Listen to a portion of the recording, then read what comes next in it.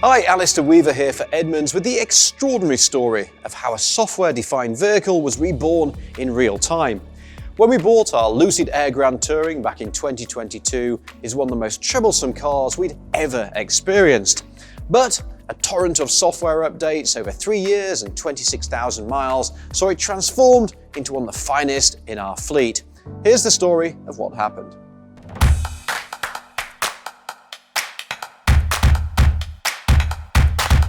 Let's start in April 2022 and our original test of the Air, in this case a Dream Range Edition on loan from Lucid.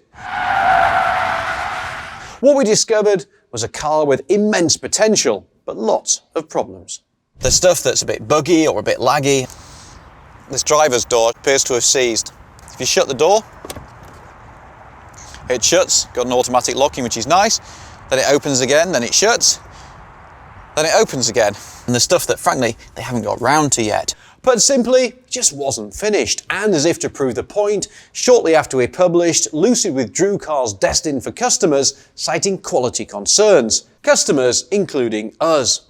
Back in January, we'd placed an order for an Air to live with day to day as part of our long-term test fleet. Our original order never showed up, but we were offered an alternative, which arrived in July. We spent $140,500 on an Air Grand Touring, complete with 819 horsepower and the promise of 516 miles of EV range.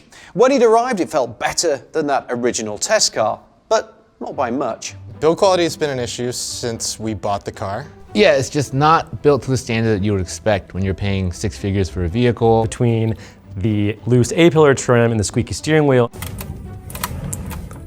it squeaks. Buttons that just had so much play in them, it just never quite felt like it matched the price tag. Whenever you're buying from a startup brand, there's going to be these growing pains. We get to be guinea pigs for like early build issues and teething qualities. It was difficult to connect my phone to Bluetooth. It took around 30 seconds for the whole car to start up.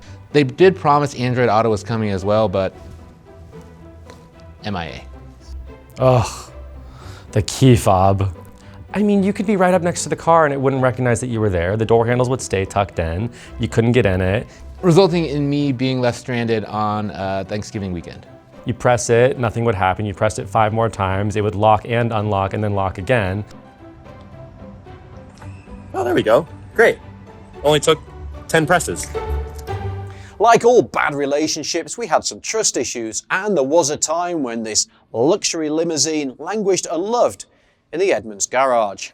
After several people got locked out, after there were some software errors, Lucid was the last to be picked because, quite frankly, no one wanted to be stranded.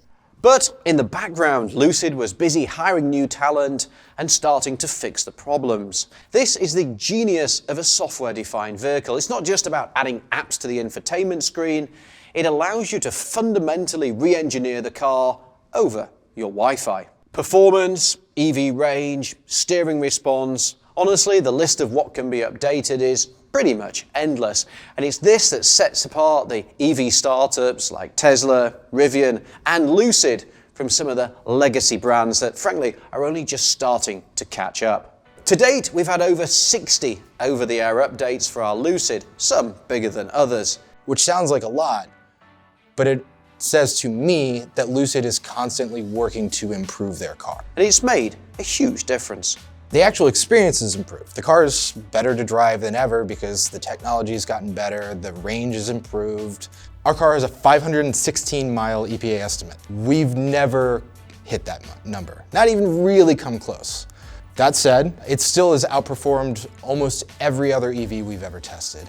And the range has actually improved the longer we've owned the car. I think the first test, we got 425 miles out of a charge. The second test, I think, was 438. The third time we ran it was 465, which is honestly the opposite of what I expected. You know, batteries tend to degrade. You know, we've seen genuine improvements in the electric range simply through like over-the-air updates. Alongside the software updates are also a bunch of hardware tweaks, all covered under the Lucid warranty. The latches for the front trunk, or frunk if you prefer, was replaced because it wouldn't shut properly.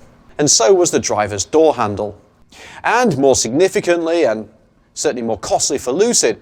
The entire battery pack was replaced recently thanks to a coolant leak. All of this has left us with an infinitely better car than what we started with. All the editors and stuff on staff are way more eager to get back in the car and drive it now than they were, honestly, 2 years ago when it arrived. Super smooth, super easy to drive. It's spacious, it's comfortable, it's very quick. I'll take the Lucid. I'd be happy. It's fast, it handles well, it's comfy, it impresses your friends. I have no issue. So, where does this leave our car 3 years on? Let's talk hard cash. The price of an Air Grand Touring has been on a bit of a roller coaster ride since we bought ours. First it went up, and then it came down. As we record this, the price of an equivalent vehicle is about $120,000, about 20 grand less than we paid for ours. Cutting prices never helps the value of second-hand cars, just ask Tesla customers. According to the most excellent Edmunds appraisal tool, our car is now worth $57,000. That's a hit of $83,500 in just 3 years and 26,000 miles. Over $3 a mile just in depreciation. All used EV values are suffering right now, but for the sake of comparison, our Rivian R1T truck suffered depreciation of less than $1 a mile over the same time period. That's tough to swallow, but it certainly makes the Air an intriguing purchase in the used market. You'd end up with a car that's better than the new one we originally bought for less than half the price. There's no denying that software-defined vehicles are the future. We'll all have to get used to the idea that, far from decaying, our cars will actually get better over time, much like our smartphones. But the big question for manufacturers and consumers is, what's an acceptable start point? How unfinished is unfinished? It's a mark of just how far Lucid has come in the last couple of years that the entry-level version of the Air, the $70,000 Pure, was a serious contender in the EV car category of our Edmunds Top Rated Awards for 2025. It's been an extraordinary turnaround. The new Pure model, the base model, is so nice.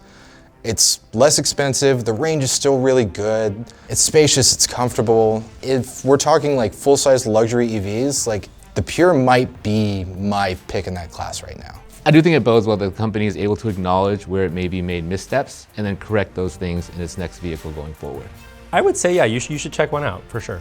Our warts and all review 3 years ago proved controversial for showing all the problems, but our conclusion now looks a bit prophetic. Will Lucid get it right, and will this car fulfill its undeniable potential? Probably. Certainly hope so. At times it's been a painful journey, but Lucid now has a strong platform on which to build for the future. 3 years on, the Air is finally the car it always promised to be. Thanks for watching. See you next time.